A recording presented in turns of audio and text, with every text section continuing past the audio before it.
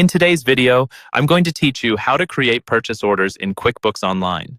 In this walkthrough, we'll go step by step through creating a clean, accurate purchase order so your suppliers know exactly what to ship, and your records stay organized in QuickBooks Online. First, sign into your QuickBooks Online account and make sure you're on the main dashboard. To start a new purchase order, look toward the top of the screen for the New button, usually marked with a plus sign. Go ahead and click that. This is the main place where you can create all kinds of transactions, and in this case, we're using it to create a purchase order. From the menu that appears, choose Purchase Order.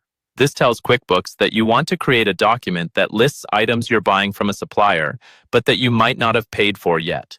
Next, you'll see a purchase order form.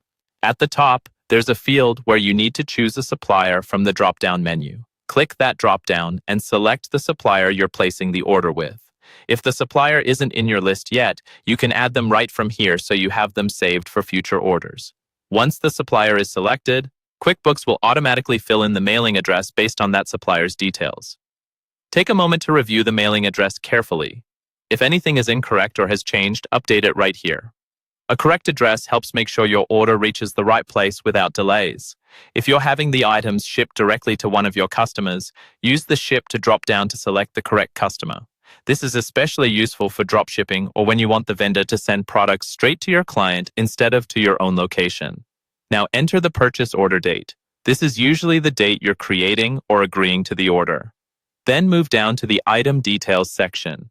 Here, add each product or service you're purchasing. For each line, choose the item, quantity, rate, and any other details your vendor needs to see. Take your time here to double-check quantities and prices so the total is accurate. If you want to communicate something specific to your vendor, use the Your Message to Vendor field. This might include special instructions, delivery notes, or reference numbers.